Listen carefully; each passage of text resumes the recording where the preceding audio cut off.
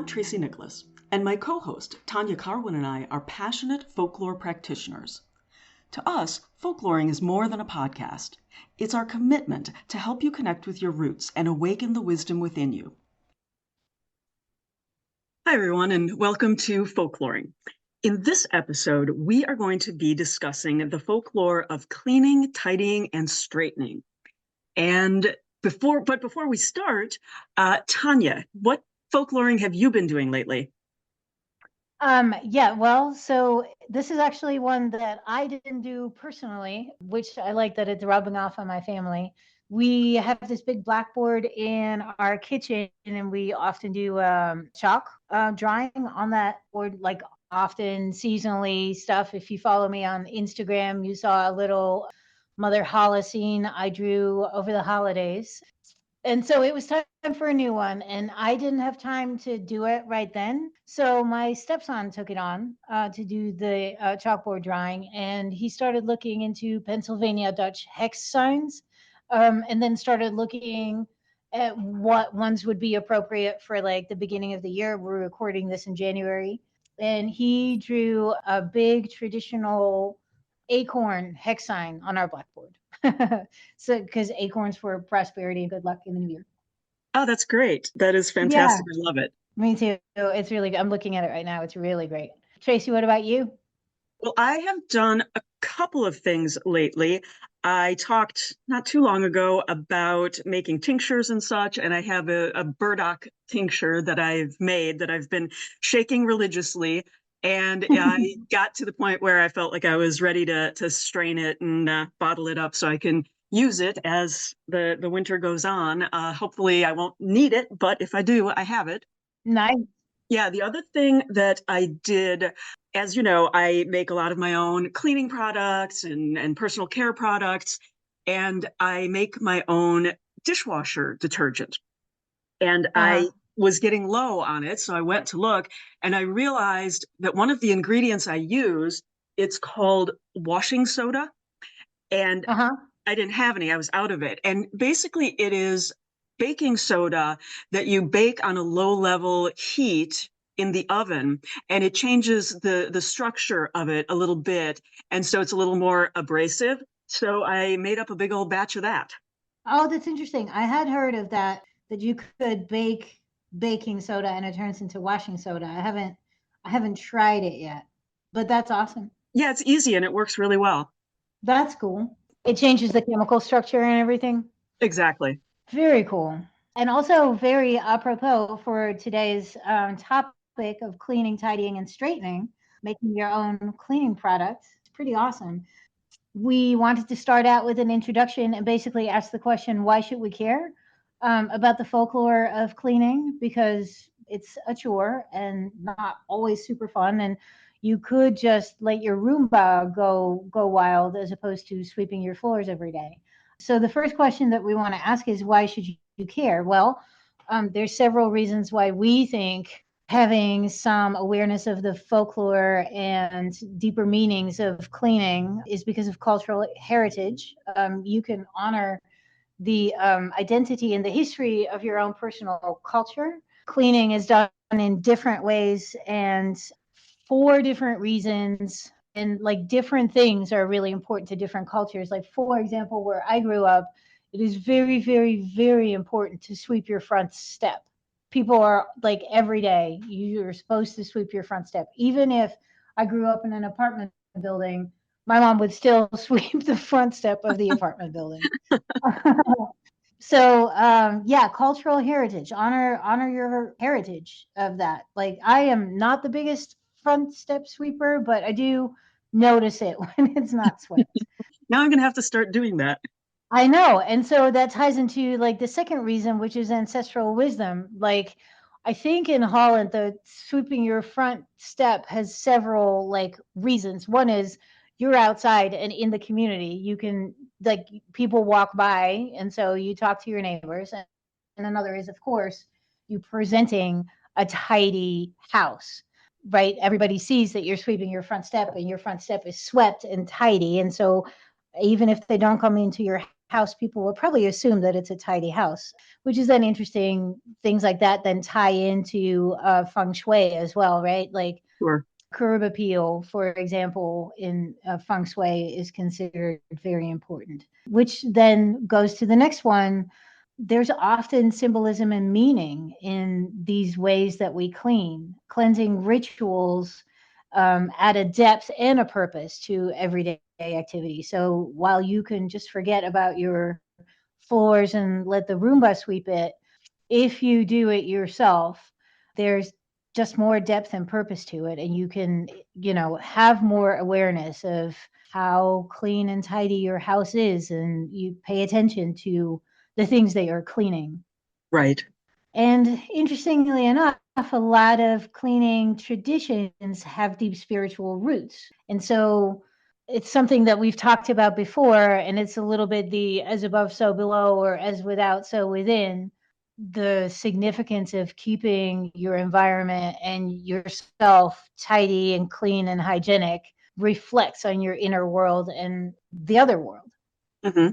So incorporating these aspects, it's a bit more of a holistic approach. And for me, at least, definitely it makes cleaning a much more pleasant experience, because I'm not just the housewife or the cleaning lady. I'm like the priestess of this home, right?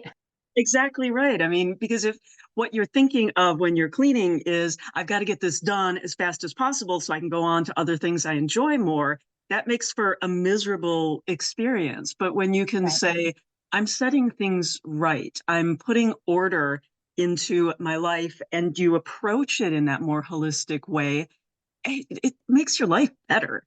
Yeah, and there's this interesting thing that I was reminded of in, I think it's in Buddhism, the thought there's like a saying, chop wood, carry water, right? Like that is how you find enlightenment, by just doing the day-to-day things. Well, none of us, most of us don't carry water anymore. Right. Many of us don't chop wood, but we all still have these very mundane daily tasks. And that is, I really do believe that's where divinity can be found Mhm. as well, or enlightenment, or however you want to put it. And I think that it all ties together, like you said, it's a holistic thing, because if your environment is chaotic and if it's dirty, that brings with it a certain energy that doesn't feel as good as when everything is clean. Yeah, for sure. When my kids were very little, we were into Waldorf education, and there they talked about, there's a big emphasis there on keeping the environment tidy. And I would always say, when the house is nice and clean, the fairies want to come in, and when it's messy, the trolls want to come in. And you don't see them, but you can feel them. You feel grumpy when your toys are all over the place and there's dust bunnies everywhere, and you don't have clean clothes to wear. It feels trollish. There's a community part of it too. Like often, you find yourself, by yourself cleaning maybe, but definitely traditionally and historically, tidying up an environment like a village or the village square or the community garden, things like that, were community endeavors, which makes it so much more pleasurable to be tidying up. And when a few years ago, we, with a few other families, we had what we call the roving work party, and once a month on a Sunday we would all get together at one of the family's homes and tackle up just a bunch of like home improvement projects or gardening stuff, like just the things that need to get done that were like overwhelming to just one family to have to tackle. And so we would have 4 or 5 families come together all in this one house and just like knock this long watch list of chores, off in a day. And it was always like amazing, super fun times. And the host family would provide a big, nice lunch.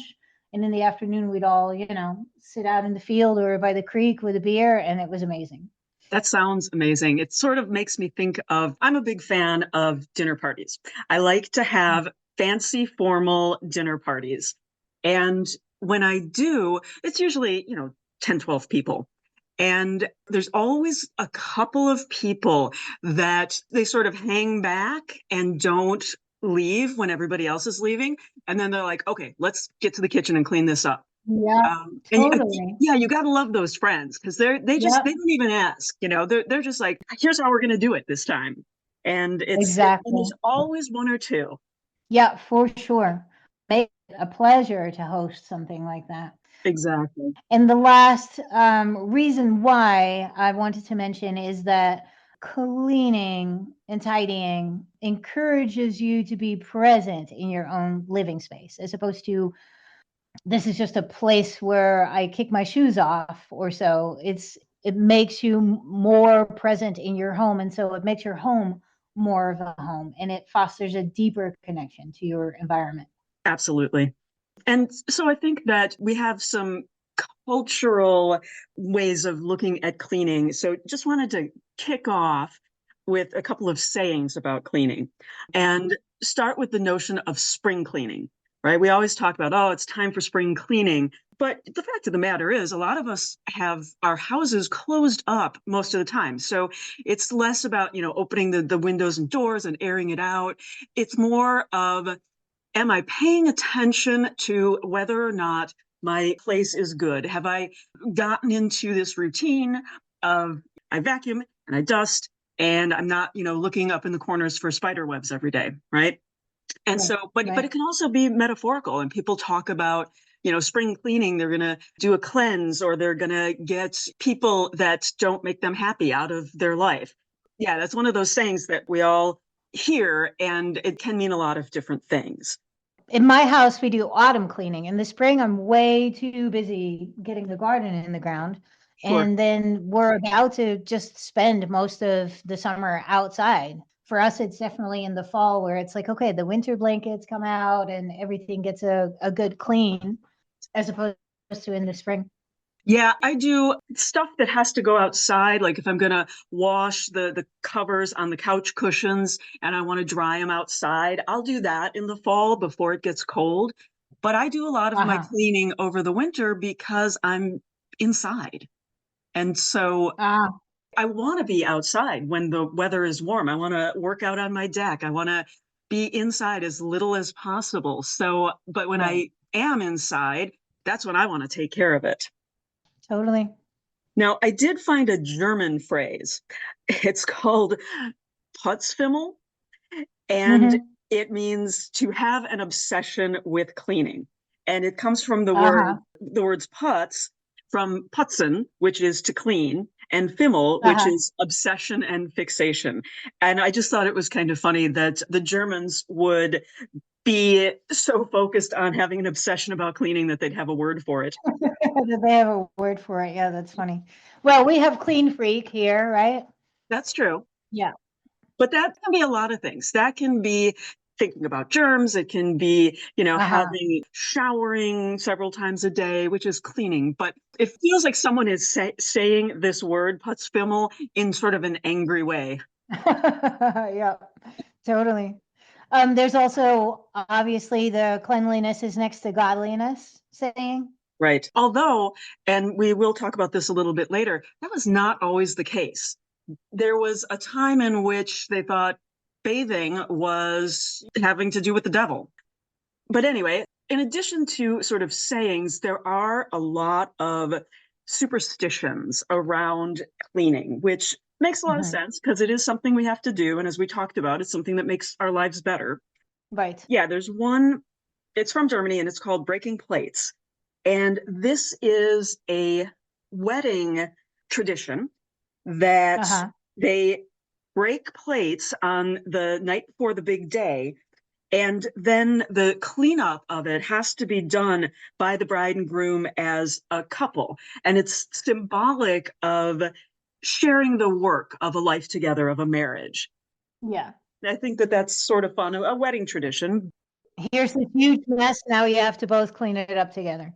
Exactly. And I think that it is very interesting because it's breaking plates. And in a traditional household, it would have been the woman doing a lot of the cleaning. And so I think it's a Uh-huh. great tradition that says, okay, there's work to be done and you guys are going to share it. Yeah. Awesome.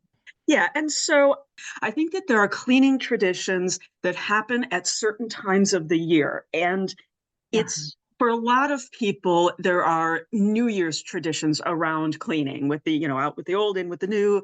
I think that we see it all over the world. And a couple that I've found that were interesting, there is one in Guatemala called Clean the House and Burn the Devil. They do this on December 7th at 6 p.m. And the whole family That's so spends, specific. it is very specific. The whole family has to spend the day cleaning and gathering like rubbish for a big bonfire. And at the same time, they make little dolls to represent the devil.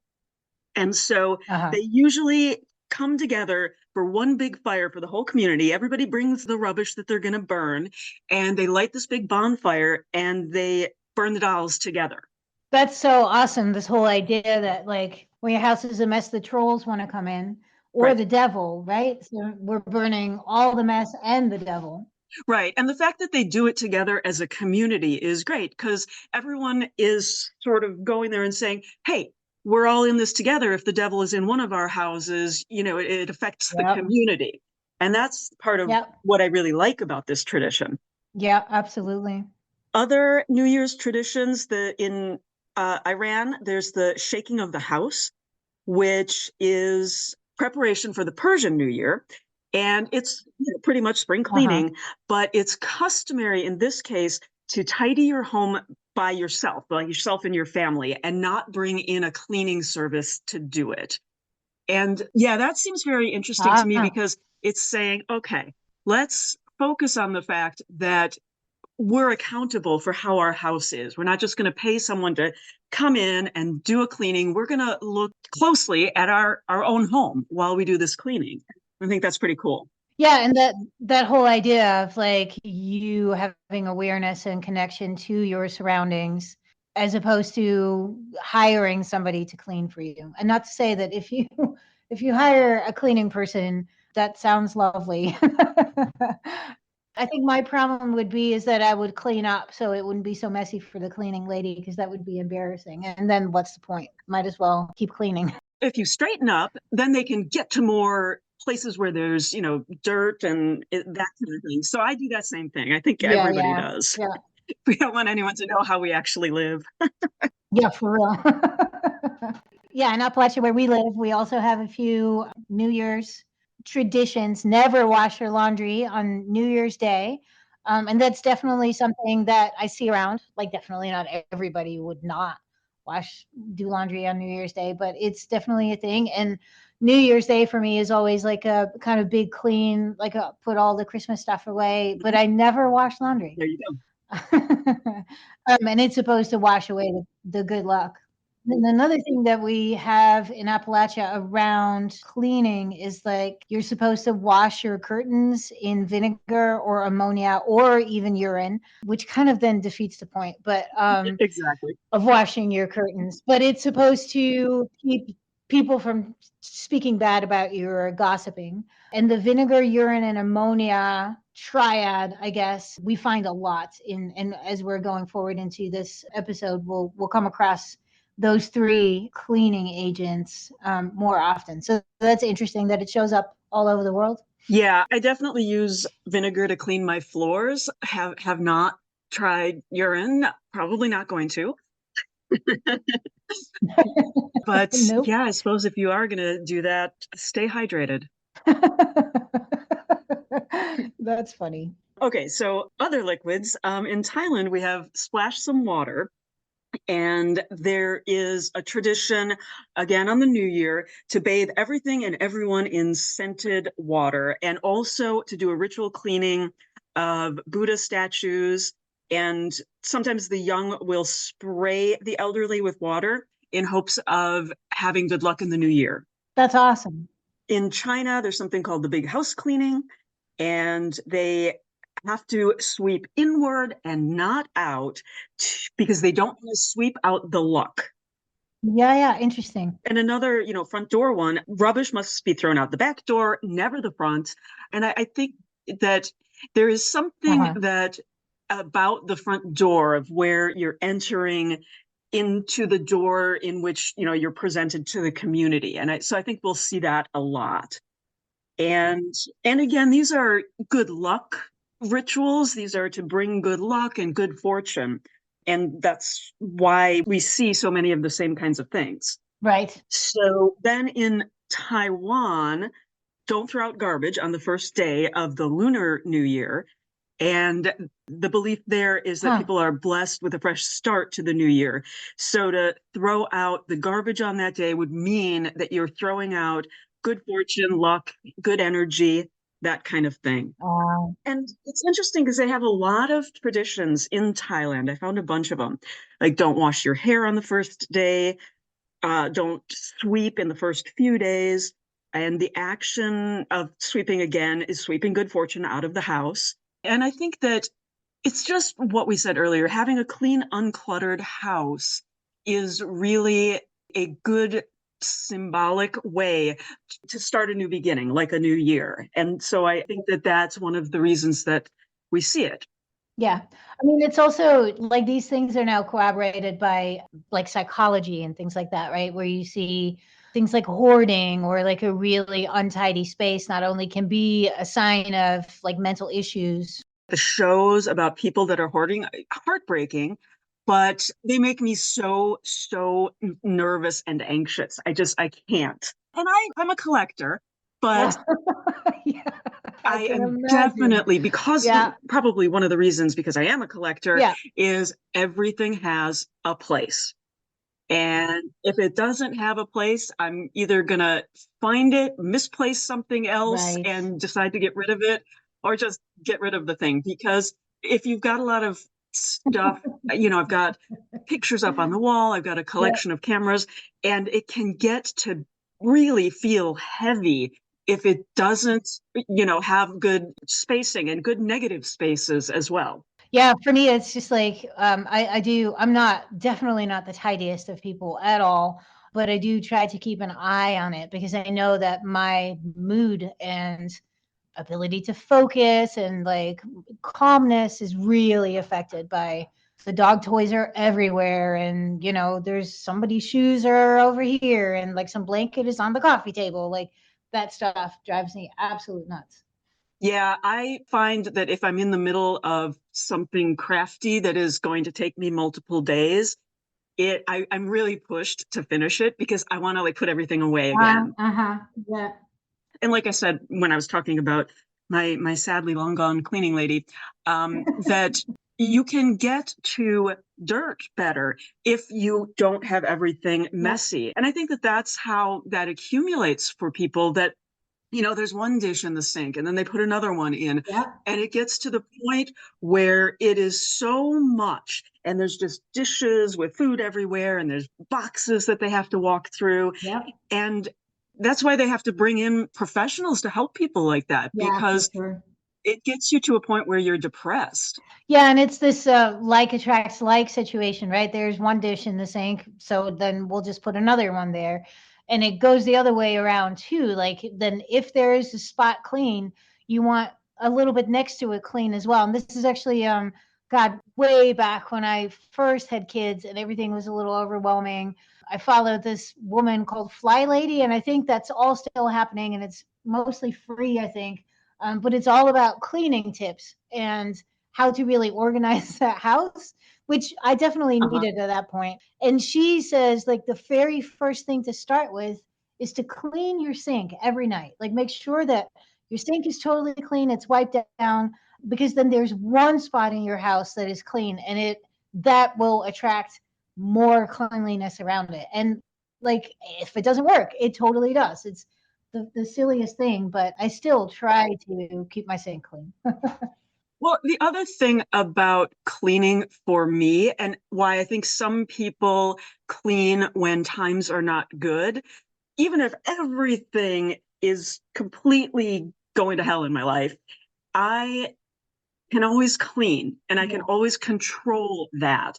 And it is, like we said, a way to make yourself feel better because things will be tidy.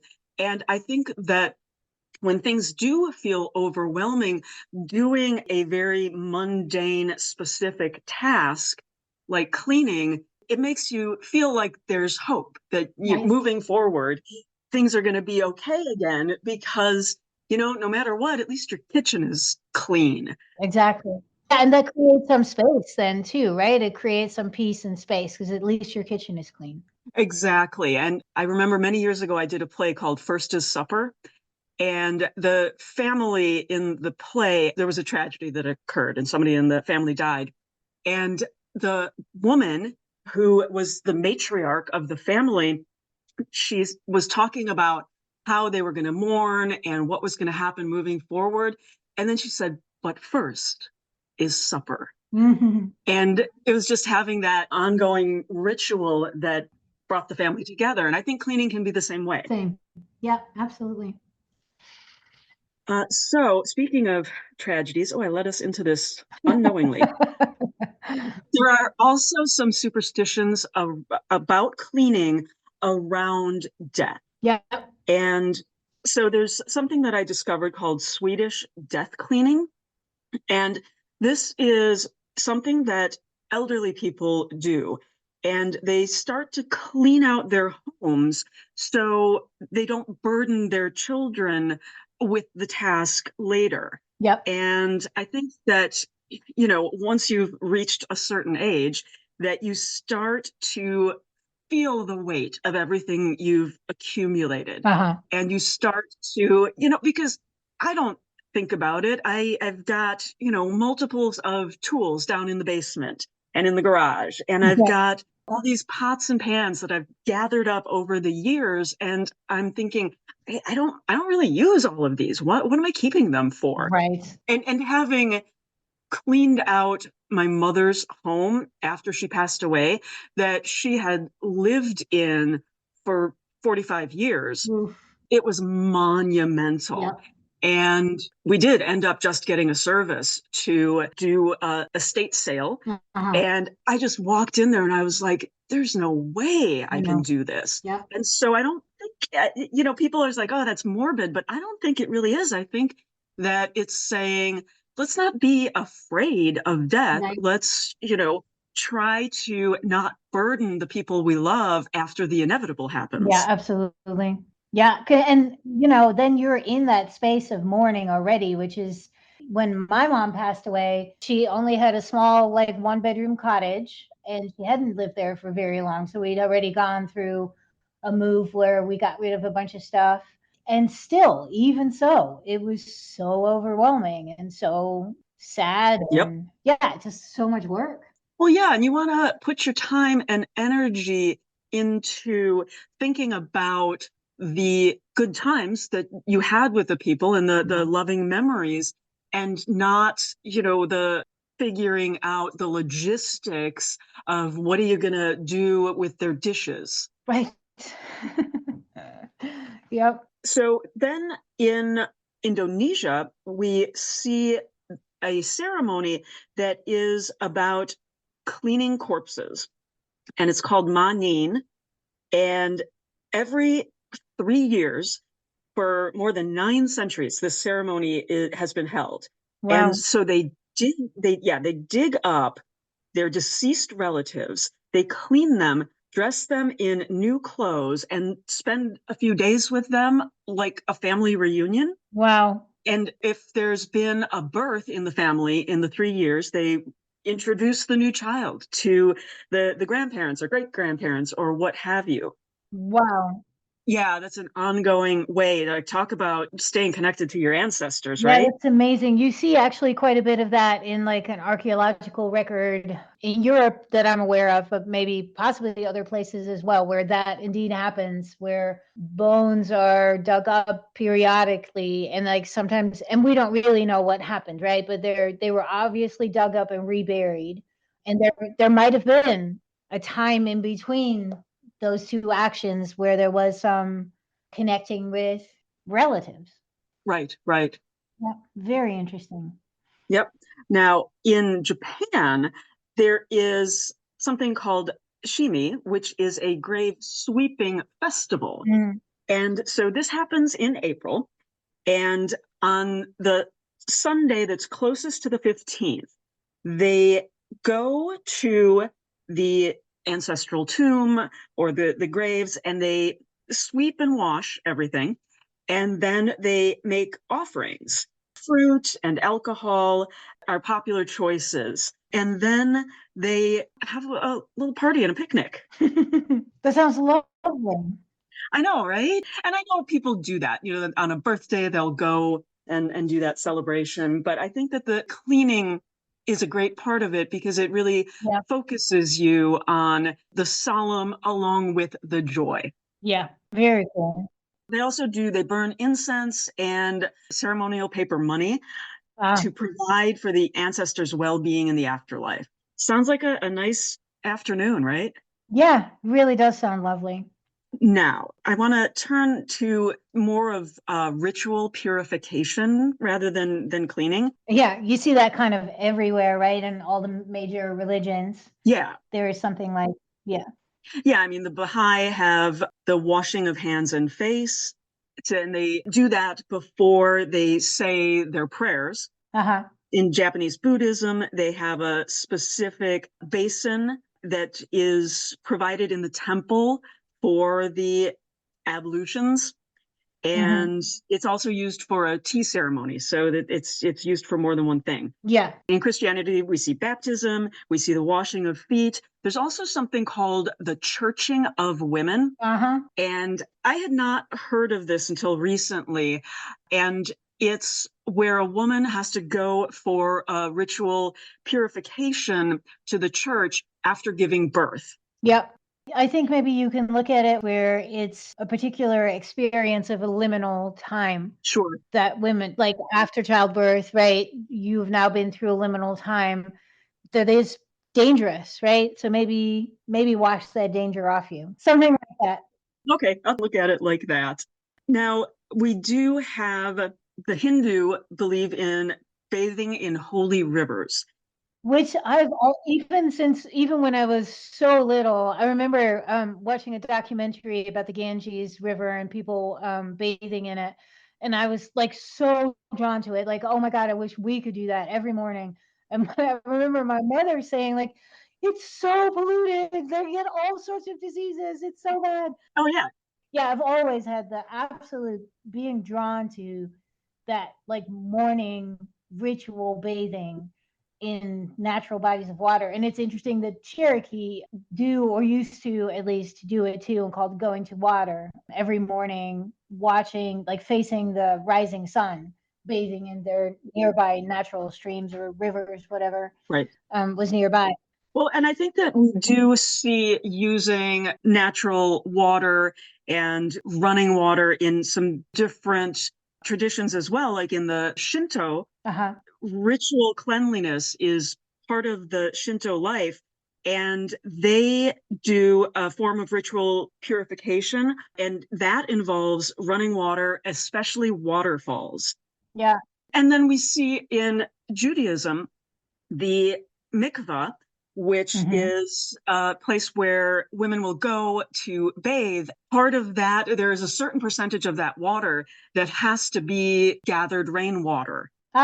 Yeah, so I think that that's just something that we see, that they understand kind of our connection to nature, and they revere that water that is not pumped into our homes. Yeah, it's interesting to see that the closer a tradition is to an animist tradition, like for Shinto is an animist tradition, the closer it is to animism, I think, the more you see emphasis on wild living water. Okay. I mean, that's my observation. Yeah. And then in Islamic culture, I think we go back to seeing the ablution is centered on preparation for prayer. And so I think that we're seeing a couple of things here. One is that it's about preparing yourself, taking off the energy and the weight of the mundane world and getting yourself ready to pray. We also see that when people have gone through things in life, like they've just had their period or they've given birth, and that they're cleaning that off so they can get back to their mundane life. And I think that that's a really interesting juxtaposition. Right. And one that sort of a different way of approaching it that I don't think we've looked at is the Native American traditions of the sweat lodge called the Uh-huh. Inipi. Inipi, yeah. At least among the Lakota, I'm not sure about every tribe, but Okay. among the Lakota, it's called Inipi, and it's ceremony. And part of what they do is they go to the water as well to do, ritual cleansing and in running water. But I think that the sweat lodge is interesting because the actual cleansing in there is part of the ritual. Instead of being, before prayer or after some life event, it's part of the same thing. Yeah, and there's definitely this sense of like when you're not feeling well or when life has been really difficult that is when a nipi is really appropriate to do. And yeah, I have been part of quite a few actually nipi ceremonies, and it is definitely very cleansing spiritually. One, I'm assuming physically as well, because with all the sweating. But yeah, my husband and I sometimes say things like, we're not in any way Lakota or qualified to lead in EPs or anything, but we'll have a like make the fire really hot in the winter or so, like sweat it out. And we're definitely looking forward to building a wood fired sauna one of these days. Because so clearly it's not just the sweat lodge tradition is not just Native American. We also see the sauna traditions in Northern Europe, which were also like, yes, bathing and yes, births often happen in the sauna, but was definitely a ritual cleansing, health giving situation as well. So Yep. yeah, big fan. And I'm going to remind you all again, stay hydrated. I have to say. And then I think that we're going to talk about ritual smoke cleansing a little bit later, but that's another one of the ways, one of the Native American traditions. But also, there are other ways to me, the sauna tradition, the sweat lodge, that's about filtering out whatever toxins and going through that time in which you are having whatever spiritual journey that you're having. But then there's also a way to get away from the world that involves cleansing, and that would be a fast. Yeah, it would. And also something that you see just in about definitely every major religion, there's fasting times and days and ways to do it.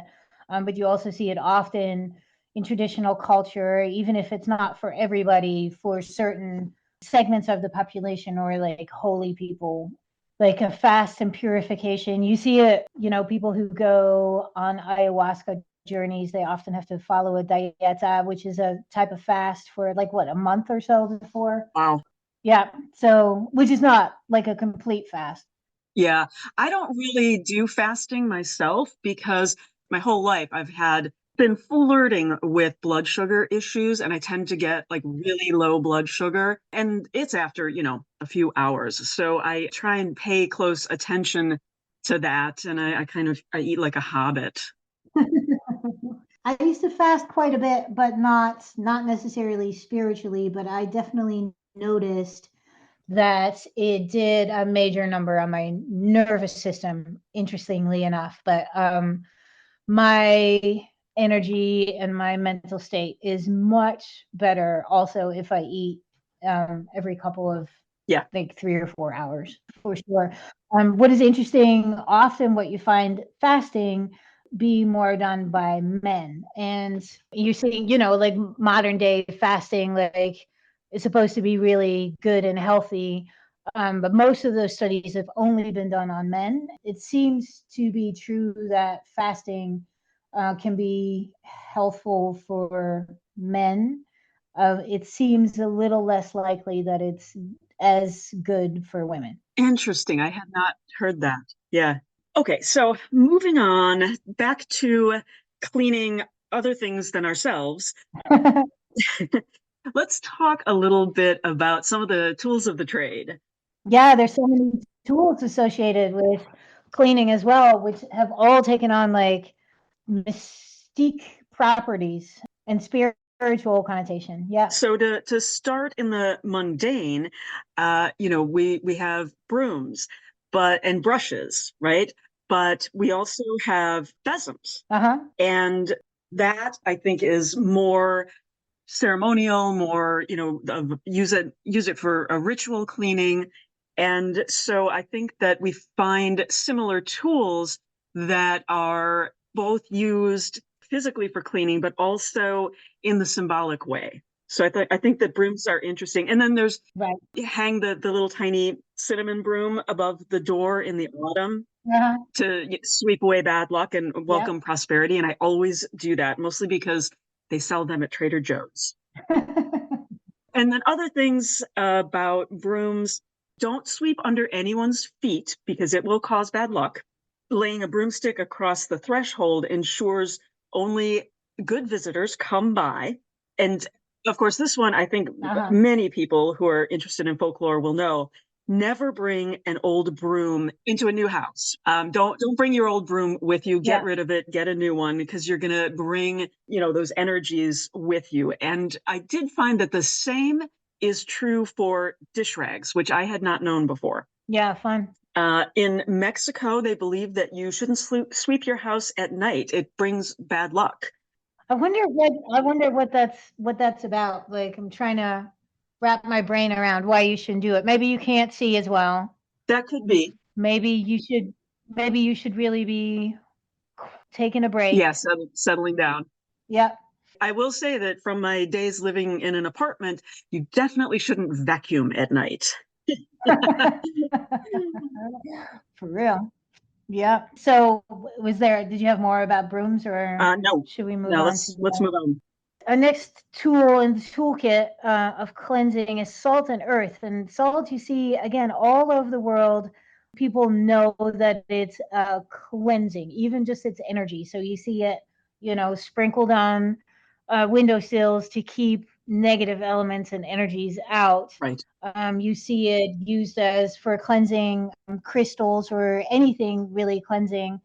There's a really fun Appalachia spell to rid a house of negativity, which is setting a candle on a mirror in a bed of salt, I think. And the candle will draw the energies and the salt will absorb them. And the same goes for earth. Like, people bury things in the earth, including human bodies, right? Like, Right. to bring them closer to the ancestors, one, but also to cleanse them. So you can see weapons and crystals and lots of things buried in dirt or buried or sprinkled with salt to help rid it of negative energies. Mm-hmm. And then there's crystals and gemstones, which is really not my forte, but I know that there's one. Ooh, what is it called? It's like a white crystalline. Maybe you know what I'm talking about. A white kind of long crystalline crystal. Selenite. Yep, that's it. Yep. That's it. That's supposed to clean everything it touches, everything and all the other crystals. So I do have a little piece of that somewhere on my desk.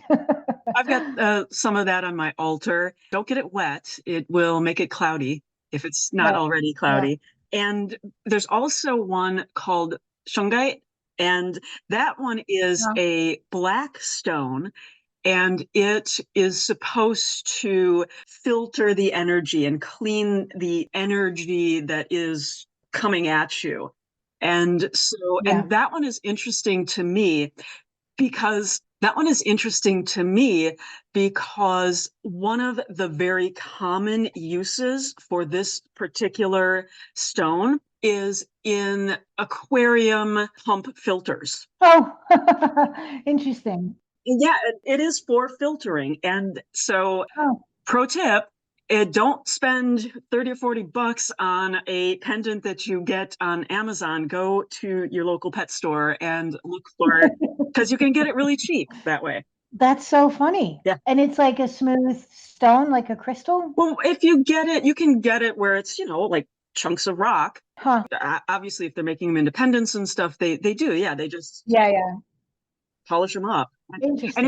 it's a dull black, but I think we see, there's black tourmaline. There's a lot of black stones that Yeah. are considered Yeah. kind of purification and protecting energy. Yeah, and in general, like doesn't have to be crystal or gemstone, but in general, black stones, I think, are considered purifying. Another thing that can help with cleansing is feathers and fans, often used to wave smoke around from smoke cleansing, but also can be used in and of themselves. You often see feathers incorporated into things like witches' ladders. Mm-hmm. And yeah, it helps the movement of the air, Right. which moving the air can help move energies in a place. Yeah. So another one that does very similar things is bells. You can, and this is an interesting thing, even if you're not into all the woo-woo stuff, you can hear a bell start ringing clearer in a space that has been cleansed. Sure. So that's always an interesting one to me.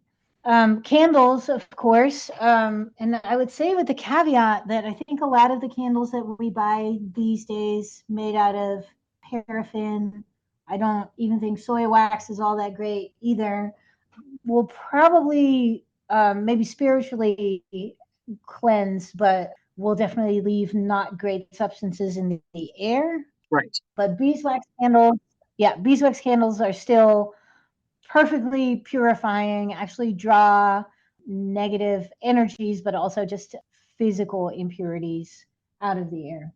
Right.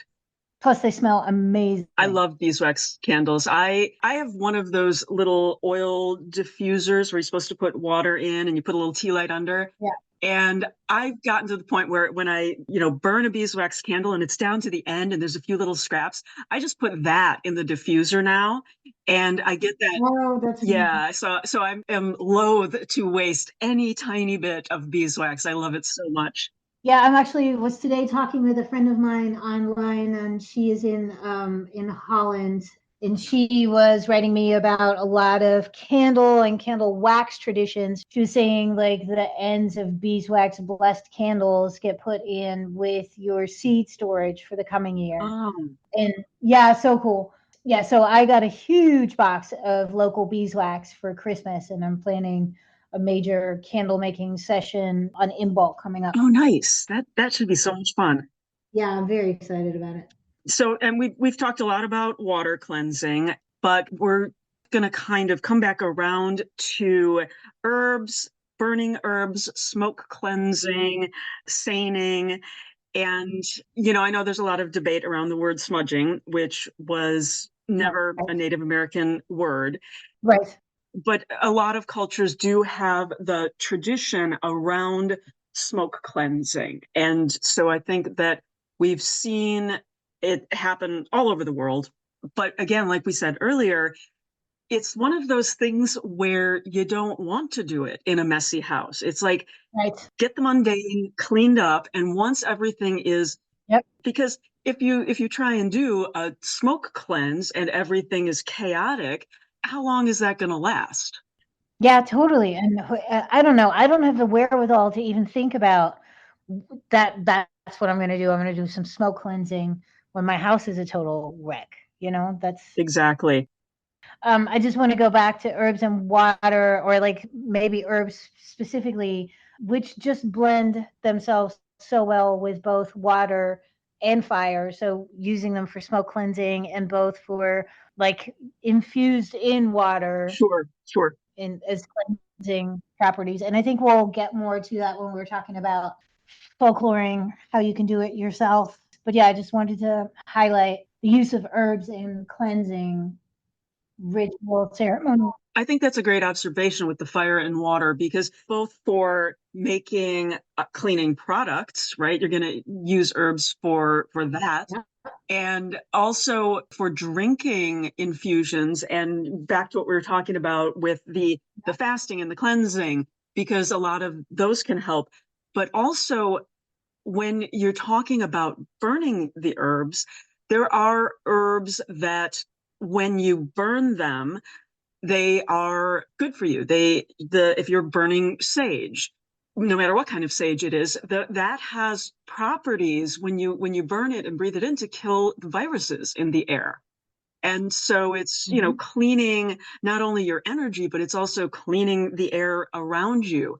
And I think that I mean, there are other herbs that if you burn them, they're good for you, like mullein. It's good Yeah. for your lungs. It cleans your lungs. Yeah. And so I think that it's interesting that both kind of ritually and spiritually and also physically, herbs are so useful and important to us. Yeah, absolutely. Yep. Okay, we've talked about water, herbs, smoking, smudging. Can we move on to just do a very brief, a very high level overview of soap? Because soap is important. Soap is very important. Yep. So the first known written mention of soap dates back to about 2500 BC on Sumerian clay tablets. And there they alluded to using soap for washing wool. Nice. And so another tablet dating back to 2200 BC mentions a soap formula, like a recipe for using water, alkali, and cassia oil. Nice. Oh, I bet you that smells good. I know, right? Yep. Although I'm not huge on making soap. I've done it, but we'll talk a little bit more about that when we get to the actual folkloring part of things. Yep. So the Romans, they had, luxurious baths. They saw their bodies as gifts from the gods. They were enthralled with cleanliness, sanitation. They had big public baths and toilets. But then when the fall of the Roman Empire occurred around 467 AD, that resulted in the collapse of the popularity of bathing and soap and began the era of the great unwashed. And at this point, we talked about this a little earlier, throughout most of Europe at that point, bathing was considered an instrument of the devil. And part Mhm. of the unsanitary conditions from people not bathing is what led to the plagues in the Middle Ages. So Yeah. What is interesting, though, to know that the Vikings or the Scandinavian people actually bathed all the time. uh-huh. And it was one of the reasons why they were, I mean, obviously they were unpopular because they were invading, but it was mentioned how the women were attracted to the Vikings because they were so clean. Uh-huh. Yep. I've definitely heard that. And we did talk about the Vikings at New Year. It was good luck for someone with dark hair to come because the Vikings would have had blonde hair and they would have been invading. So Yep. maybe that was the bad luck that the women were attracted to them. Maybe, right? So there are some gods and also some spirits that have to do with cleaning. Yep. And so Hygeia is a Greek goddess, and she's associated with health, cleanliness, and sanitation. And I think that this is an interesting one because it's tying in health to good hygiene. And Yeah. she's one of the daughters of Asclepius, who is the god of medicine, Yeah. and his wife, who is the goddess of soothing pain. Yeah. Lovely. Yeah, that tie-in to keeping yourself clean and keeping everything clean around you and like good health and well-being is fascinating. Right. And obviously that's where we get the word hygiene from, right? Yes, From her yes, name. exactly. Yep. In Roman mythology, Devera was one of three gods that protected midwives and women in labor, and Mm-hmm. symbolized by a broom that's used to sweep away evil influences.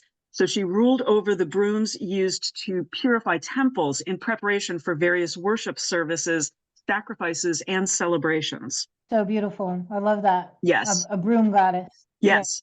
Well, and then we've got in pre-Columbian Mexico, the Aztecs worshipped a witch goddess who is depicted as carrying or riding a broom. And she was invoked to sweep away worshippers' transgressions. Also great. And then we have another one with a broom, which is La Befana, Mm-hmm. the Italian like Christmas witch is sometimes what she's called.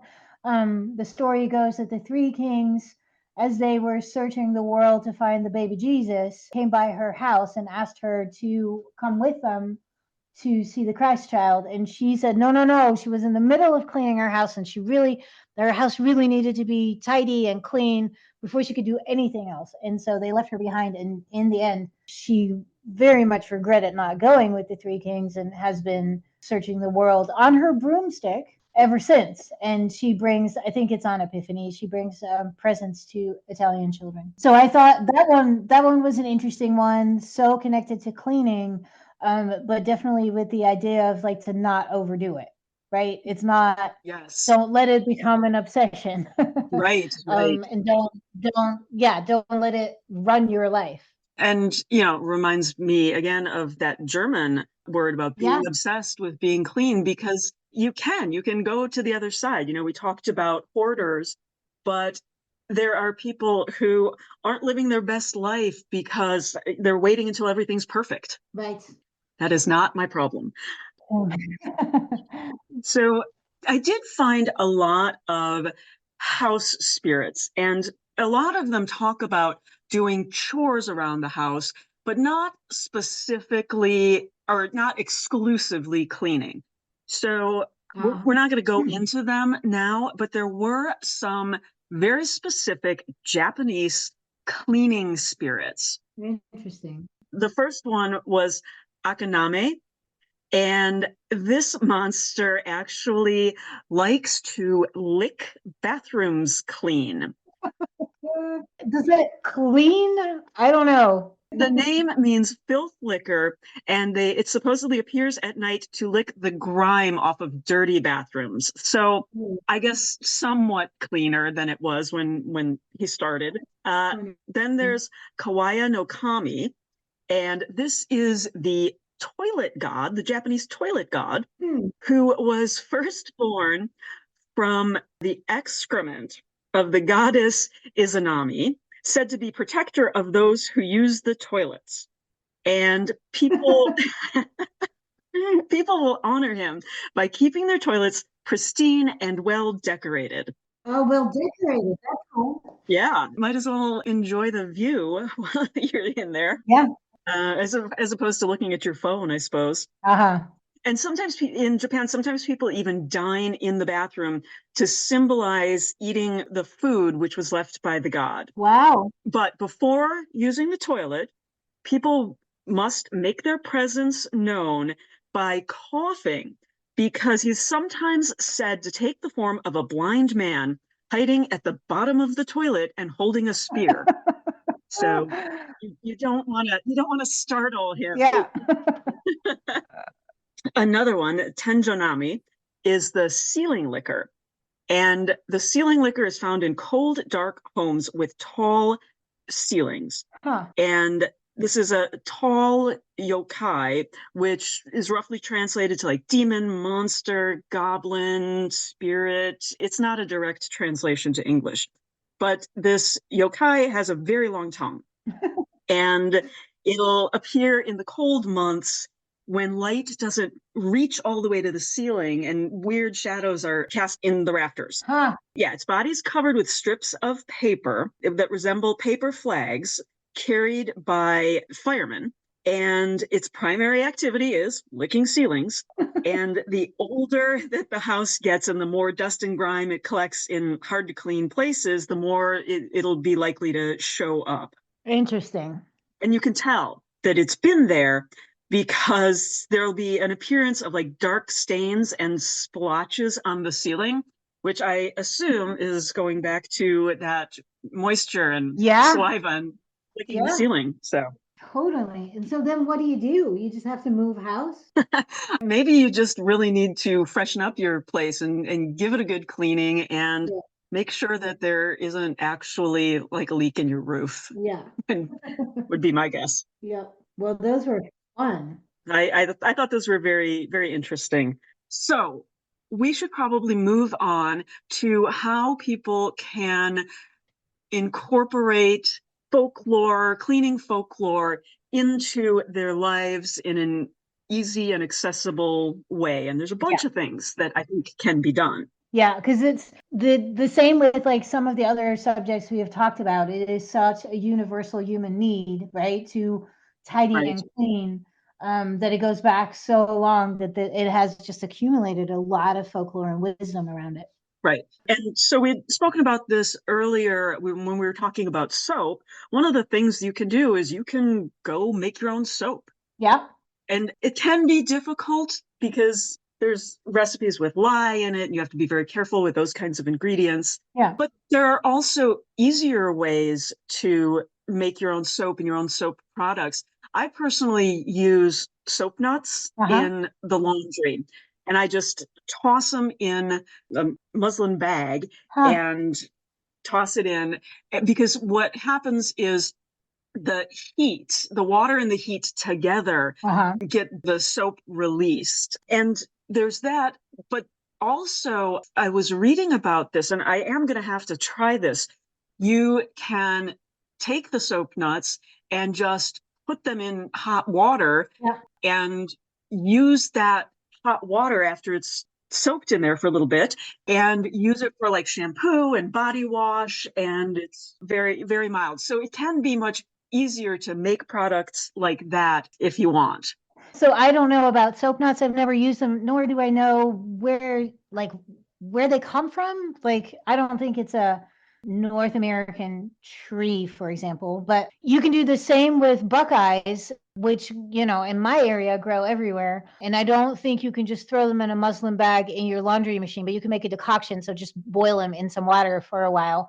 And that releases the saponins that are in those nuts, and that can be used for laundry. I'm not sure about shampoo and body wash, but there's another plant called soapwort, which also just grows in temperate climates real easy. And the roots of that, and I think the leaves as well, you can make them into a tea and use that as a shampoo, which I every once in a while will take a break from regular shampooing and use soapwort because it's much milder on your hair. Now, can you use the dried form of it to make whatever the liquid is? Yep, absolutely. I think the roots are richer in saponin, but they're more expensive, and or if you grow it yourself, and it's a lovely little flower, like it grows on in rock gardens a lot. It's easy to grow and super pretty. But of course, if you're harvesting the roots, now you're killing the plants. But the roots are higher in saponins, and the saponins are what causes the foam, and then that, like, how does it go? It disrupts the tension in the water molecules, and so it helps the water be more penetrative and wash dirt away Interesting. better, faster, more effectively. But yeah, the leaves. Soap nuts don't really lather up. Oh, Yeah, they clean without that. It's more interesting. just, releasing with the heat. And it's the outer part of a seed is really what it is. And you can break it up in order to use it and it'll release more. I go ahead, I order it and I get it like in pieces rather than the entire soap nut itself because, well, frankly, because it's cheaper that Yeah. way and it doesn't matter. But if you use one of the reasons I put it in the bags is because they're already kind of broken up. So little pieces get in everything if I don't.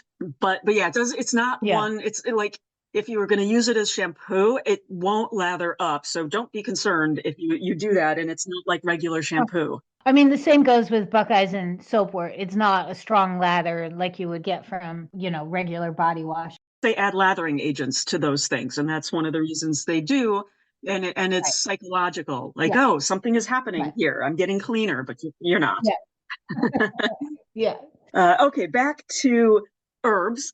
Let's talk a little bit about floors Yeah. and different things that we can do with floor sweeps, floor washes, and you can certainly make those yourself with whatever herbs that you like the way that they smell. But also, you can add salts, blessed Mhm. waters.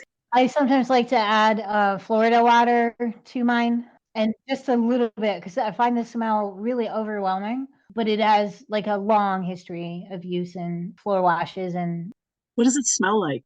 well, there's obviously a bunch of different ones. Florida Okay. water just means flower water, but there is a brand, and I think maybe it's just like comes from New Orleans or so. But it is like that's kind of the Florida water that you get in the cult shops and stuff. Okay. That's the one I use. And so, yeah, super flowery. Other things that were really traditional in floor washes, again, ammonia, which I don't know for sure, but I think comes from the use of urine, because if you let urine go stale, it forms ammonia. So most of us, and even like 100 years ago, most of us didn't let urine go stale anymore. So ammonia was available. And it is, when I grew up, that's what you wash your windows with. I still like remember that smell when my mom washed the windows. The whole house smelled like ammonia. Oh, that's interesting. Yeah, you can still just buy it in the grocery store. There's cleaning ammonia just in the cleaning aisle. Oh, it smells so nasty. Well, it's real rough. But so when we bought our house, it was in really rough shape. And I did wash the floors with ammonia, mostly for spiritual reasons, mostly of like, I don't know how I'm going to get this cleaner than with ammonia. So maybe I should have drank pee. That's a joke. I think that there is, for certain cultures where they, depending on what their worship is like in Africa, we see in South Sudan, the people are the Dinka people, and they are using the urine in their cleansing rituals. So they're cleaning their bodies with the urine of their cattle. No word on whether it's fresh or not. One would assume, I don't think you can bathe in like ammonia. I think that's real rough on your skin. Yeah, I'm sure it would be. Other things that you can do while cleaning, as opposed to just using specific washes or herbal infused salt or what have you, you can sing or chant while you're mopping your floors, while you're cleaning. You can make it a more focused spiritual event just by being mindful in that way. Yep. And then I have also heard that you can sweep your front porch from left to right to lock out negativity. And you can wash your front door with an herbal infusion of basil, rosemary, and chamomile for protection, purification, and luck. So moving on from floors, if you're washing your dishes, again, you can visualize things, you can pray, you can sing, you can try to read the soap bubble patterns if you're washing an old-fashioned way in the sink. And I think that really you can do divination with anything, can't you? Yeah, if you can do it with cheese, you can do it with soap bubbles. Exactly. But don't eat the soap bubbles like you would eat the cheese after. And then we talked a bit about laundry before, but if you add some charged water to the wash and get back to that idea of using water that has a connection to nature, right? Yep. Yeah, you can invoke water goddesses and spirits while doing the wash as to whatever your belief system is. Uh-huh. You can hang your clothes on a line and let it air dry, and it gives it that sort of natural energy. That's just amazing, the difference, right, between air dried laundry, even if you just dry it inside the house in the winter. So different from machine dried laundry. Yeah, and first of all, it smells so much better. Yeah. And I'm sure this will be unsurprising to everyone. I don't use, laundry sheets or dryer sheets. I use wool balls because I don't want those chemicals. I've just cleaned everything. And then you've got all the chemicals that you add right back in. It's terrible. Right. Terrible. Yeah. I also don't. And so we talked about smoke cleansing, and you can make your own smoke cleansing wand if you want. I do it every year. I grow sage and lavender, and I put in, just whatever I've at the end of the season. When I cut all my herbs down, I just tie them up. Yeah, I'm not a super big incensey smoke cleansing person, but we do burn cedar quite a bit. And there's one that I really like, which is it's not actually a mint, but it grows around our house. And it's called hoary mountain mint. Okay. That's a really nice smoke, I think. Yeah, I do. I like burning like aromatic woods because it's such a good scent. Yeah. I also really like sweetgrass, which is supposed I to. was just going to say that. That's supposed to bring good energy in more than cleansing. but that's a nice one to burn as a follow-up to doing like a sage or something like that. Yes. So yeah, there's lots of different things that you can burn. I'm not a big fan of incense unless I make it myself, because it goes back to what we were talking about with candles earlier, and it can have a lot of toxins in it. So it just, unless you know what's in it, it doesn't seem like a great idea to assault your lungs that way. Yeah, for sure.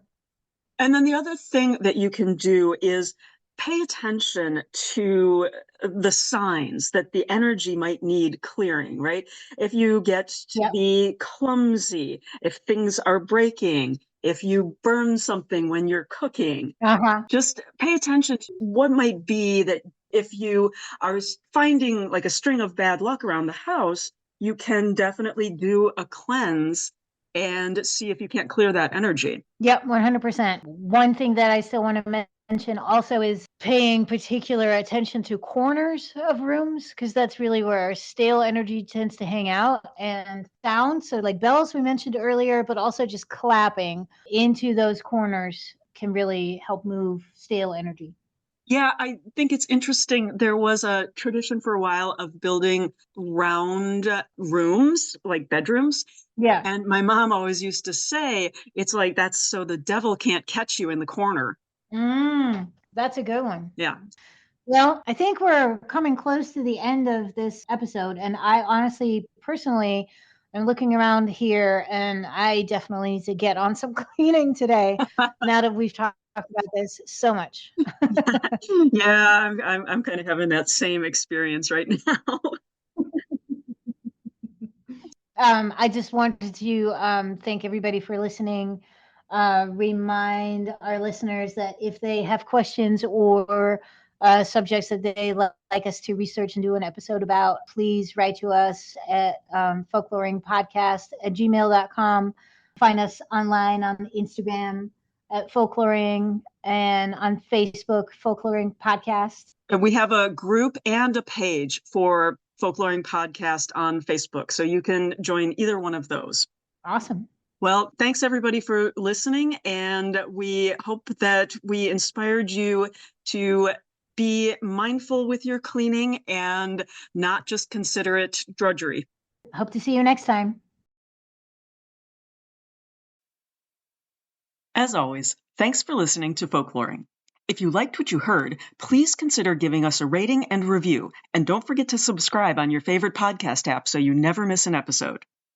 If you have any questions or comments, or would like to suggest a topic for a future episode, please email us at folkloringpod@gmail.com or message us on Facebook or Instagram.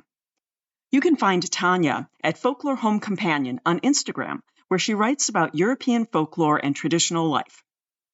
You can find Tracy at the Folklore Podcast as the theater, film, and storytellers correspondent and producing the Stories from the Hearth podcast. Hope to talk to you again soon.